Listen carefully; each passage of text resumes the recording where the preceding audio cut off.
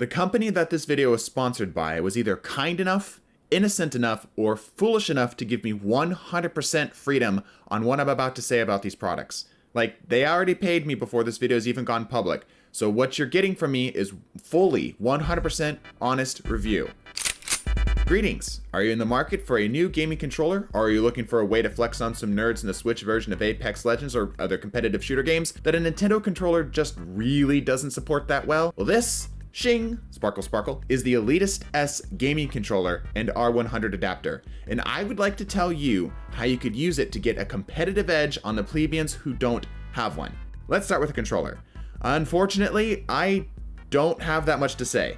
When our sponsor, BIGBIG WON, and I were going back and forth about this collab, we had a misunderstanding that we could use this controller on my PlayStation 5, which isn't the case. This is a Switch, PC, and Android controller. Typically, I don't use pro controllers on the Switch. I'm more of a sweaty, try-hard, Super Smash Bros. Melee Fox clicky-clacky GameCube controller user, but nevertheless, it's a solid controller. And like the sedan your dad got you as your first car, there's nothing that really stands out to me outside of it being just really good at covering the basics. The best selling points here are its look. It's got a nice hex pattern with this like powder coat feel to it. It feels really nice in the hand, very ergonomic, and the buttons feel pretty solid. But most importantly is its price. This thing, brand new, sells for $20 less than Nintendo's own first-party controller. And you get these little back bumpers so you don't have to get arthritis at the age of 17 trying to learn how to claw. I really wish I had more to say, but I just really don't. Just like the presence of teabags in games against players with TTV in their name, the controller is reliable and sells for a cheap price. I've only had it for about 2 weeks, but it doesn't feel like this thing is prone to breaking or drifting.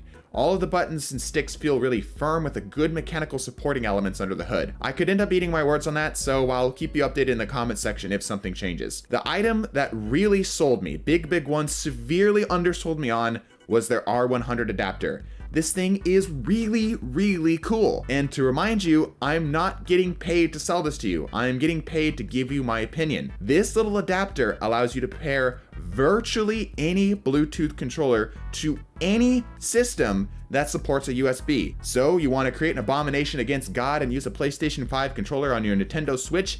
Yeah, you can do that. The DualSense controller doesn't know how to handle vibrations though, so it's kind of like it just gives you everything it's got whenever the game tells it to vibrate, but most games allow you to turn that off anyway. You want to really let everyone know that you're a Nintendo simp and use a Switch Pro controller on an Xbox like the start of some kind of Bill Gates x Doug Bowser fanfic? Let your freak flag fly, my dude. I even tried using my Switch Pro controller on my PlayStation 5 just to remind humanity that every day we stray further from God's light, and I'll be damned, it freaking worked. Now, I know what you're thinking. It was the same thing I was thinking when I got this little adapter.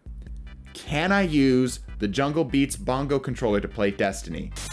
Can I use a Scuf controller on a PlayStation 5 game? Currently, Sony has the third-party controllers locked out of the PlayStation 5 more than the North Korean border has locked out literally anything that is remotely Western. Not too surprisingly, no. Sony still has a Blackmagic hex on anything that isn't a DualSense controller, but technically, because my Switch controller worked, if there was a controller that used the same hardware authentications as Nintendo's Pro controller, with this adapter, you could get all the fancy bells, buzzers, and whistles offered to you by like a Scuf controller, an Astro controller, a Battle Beaver controller with just this $20 adapter. I'm just saying, BIGBIG WON, if you want to corner the market, I know a lot of swamp-ass Destiny players that miss using their Scuf controller on their PlayStation 5. Despite the obvious language barrier present when we were making negotiations, which caused some misunderstandings for how the controller is actually compatible, I am pleasantly surprised with how effective the adapter in particular ended up being.